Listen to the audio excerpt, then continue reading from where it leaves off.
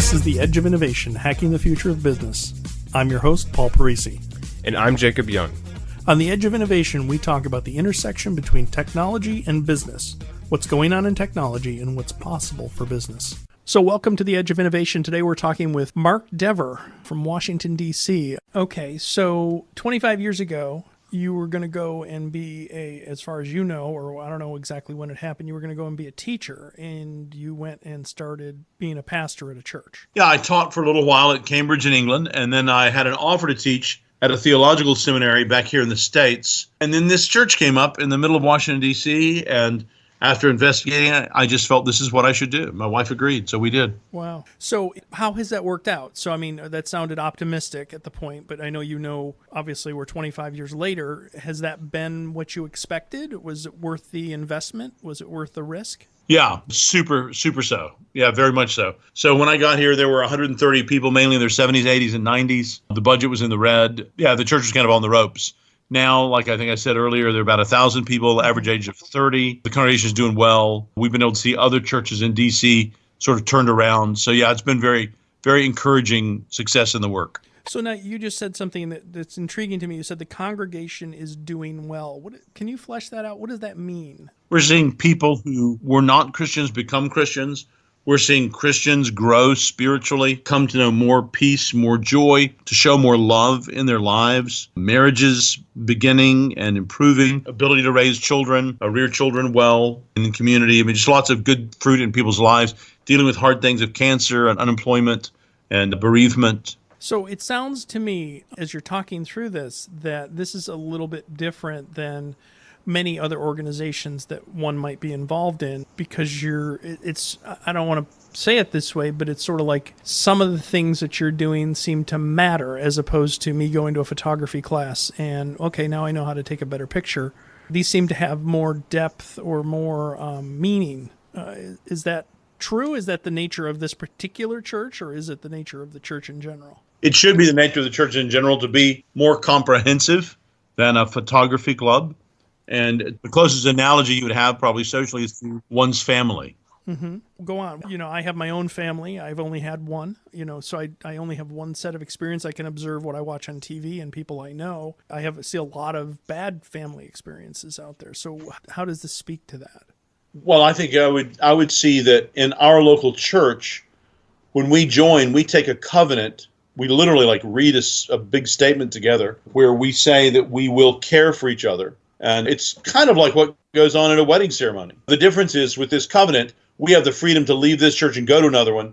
Or, if we move someplace else with our jobs or because of our families, to then join another church there where we moved to. Sorry, you're hearing sirens of downtown Washington, D.C. Oh, that's okay. It gives ambiance. Yeah, we actually called the fire alarm in to see if they would come and put that in the background. So I'm struggling I was raised in a church myself, a Catholic church. So I'm getting a sense that there's a lot more depth to, as you said, it's not like a photography club, it's more than that. And we're talking with lots of different people, and lots of different people are listening. And one of the reasons they're listening is because they're an entrepreneur, they want to be innovative, they want to understand how other people succeed / in business. But really what that means is they want to know how people succeed. Success is a huge measure of a person's wealth, success, or whatever it is. And how does the church play into that? Is the church something that you do once a week, or does it change your reality? Does it reorder your priorities? How does it do that? Because one of the things, I'll let you talk here in just a moment, one of the things that you learn at photography classes, if you don't take any pictures, you don't have any pictures. And that's how you get better at taking pictures, is to take them, live that out. And the church that you're talking about, both specifically and more in general, can you talk to that? Yeah, I was talking with a friend last week who got married about 15 years ago. And he was observing that as he looked around at other friends of his who got married about 15 years ago, everyone that was not involved in a good church was either divorced or their marriages were on the rocks and struggling. Whereas every couple he knew that was involved in a good church and had that really at the center of their lives were doing great in their marriage. So I don't know you can draw a direct cause and effect line, but I know that in the church we certainly do spend a good bit of time trying to help each other, including in very personal things like your marriage and family. So it sounds like it's a good organization to be a part of.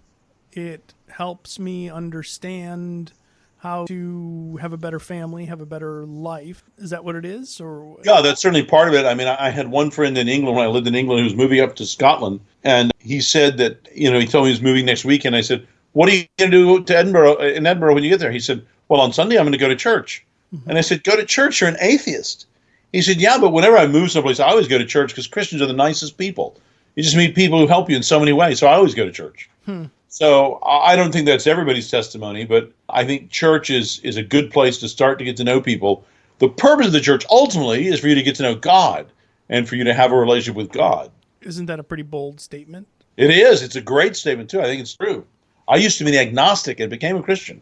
Well, tell me about that. Why Christianity? Why not one of the other religions? I looked into other religions. I read the Bhagavad Gita. I read the Quran. I read teachings of Taoism, Lao Tzu, and of Confucianism, and all kinds of stuff. And just through a long process, I became convinced that there really was somebody named Jesus of Nazareth and that he really did rise from the dead. And once I was convinced that he really did rise from the dead, I felt an obligation to pay attention to him in a way I didn't really feel an obligation to pay attention to, people, however great they may be, from Mahatma Gandhi to Muhammad. And so the differentiator for you was this raising from the dead? The resurrection, yeah. So how do other religions counter that? In other words, that's sort of like, okay, we have, Apple sells the iPhone and nobody else sells the iPhone. So it's sort of like if you want an iPhone, you got to go here. Is that the same thing with Christianity, that if you want to believe in somebody that rose from the dead, which seems like a pretty miraculous thing? I mean, I don't have many things in my life that automatically heal themselves. How's that, not battle, but that discussion happen? It's like the trump card. You lay that down and that's it? I think some people are disinterested in the fact. I think other people just don't engage with it carefully. Others are skeptical of it for understandable reasons. Others, like myself, become convinced it's true. And once they become convinced it's true, they begin to consider the significance of it. And they begin to read Jesus' own words and listen to his teaching and believe his teaching. And they end up having their lives changed by it. So you are saying that this really happened and this is really true. And I'm saying this happened as much as the Macintosh computer happened. It's that real. And so what pushed you towards even investigating this? I mean, I don't know, how old were you when you started to investigate this? Teenager. I just wondered about a sense of purpose in life, why I was alive, if there was any higher purpose to it. Interesting. So, and you investigated all these different religions, and I did. I was a thorough and academic type. What was the tipping point for the cause? Were there other tipping points that you said, okay, there's something here, I'm going to go down this path, and then returned with, oh, no, that's not the good path, or not the path I believe? Or Well, I think I started with other philosophies that are less supernatural, just because I didn't have any experience of the supernatural, so I just assumed that was not true. And once I kind of exhausted what I felt that could contribute, I started looking at philosophies and then at religions. And the religions kept seeming very explicable. I thought I could understand why, if a prophet, a preacher arises in that area in those centuries, he can, for completely understandable reasons, for me as a secular person, create this movement, this kingdom. With Jesus, I turned to him sort of last because I assumed I knew him just being an American, or I knew about him. With Jesus, he just didn't fit into all my expectations. He was both too loving and too self-centered. He was both too grand in his ideas about himself and too self-giving. It was just stunning. It was just, he kind of blew all my categories. Or you just said self-centered. Isn't self-centered a bad thing?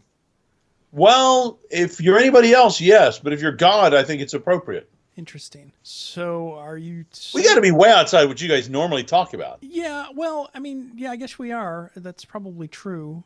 But heck, it's my show. So That's true. It's, one of the things that I've always wanted to get from people is why they do what they do, or why they did what they did. And those inflection points of those roads taken, and, oh, I went down this path and I learned this and I came back and I did this.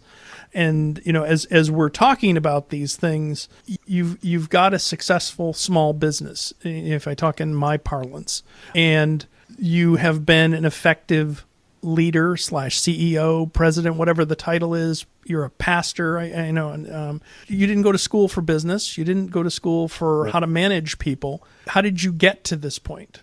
Is it just random chance? How did you set forth and, did you plan to succeed, or did you plan to, or not, didn't plan? I probably didn't plan a lot. I think I tried to be faithful, and then as opportunities came up, I tried to decide how to best use them. As I got to hire people. I always want to hire the best people. I want to hire people I can trust, who will do things without a ton of supervision. And then when we started an organization to try to help other churches called 9marks.org, I did the same thing there. Tried to hire people to run that so that I would not need to do that. We've had excellent people running that parachurch ministry, which is about a $2 million a year budget with about 12 or 13 employees, about half of those full-time, half of those part-time. Mm-hmm. And so what is the fabric of the work that you do? Is it largely managing people, or is it, I think you've already said, you hire people so that they can manage themselves, but how does that work? When you come to work in the morning, is it work, or is it, I have difficulty in separating work from life because I enjoy work. So, I enjoy it, as opposed to, I know some people that go to work and they stop work. And tell me about your life that way. Well, I know about your difficulties because when my computer crashed a few weeks ago, I called you during your birthday dinner with your family, and you very kindly helped me anyway, which I'm not sure you should have done. Well, yeah, we're still working on that. So how do you, is it a job? Because one of the things that I've talked a lot about and have read a lot about is the difference between starting a business that can sustain itself without necessarily me, or just starting a job, which is, I'm going to go out and fix somebody's computer, and I'm going to go from, company to company and do that. And if I don't do that, the business stops. That's vastly different than starting a business which equips people in that business to go out and fix people's computers. So how do you fall in that realm? Because I would imagine that, are people coming to see the Mark Dever show on Sunday? It doesn't sound like that. Is that your fun? I think so. I think it is. Yes, I think it is.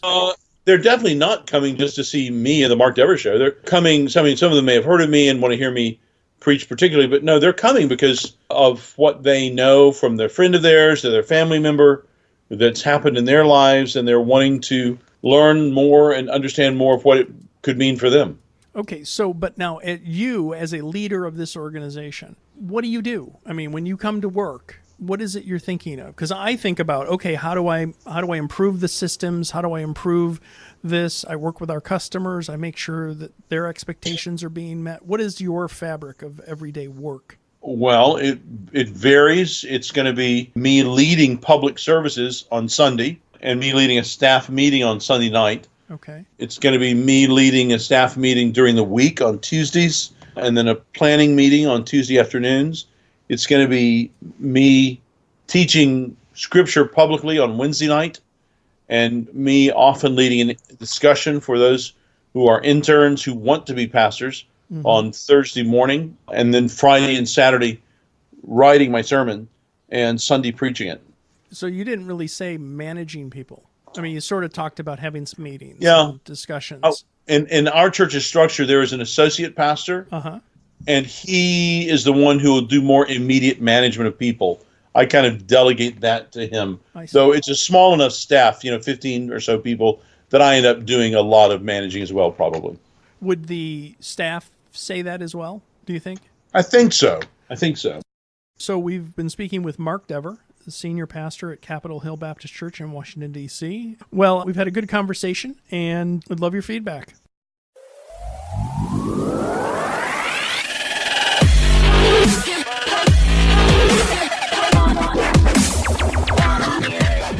The Edge of Innovation is brought to you in partnership with Savior Labs.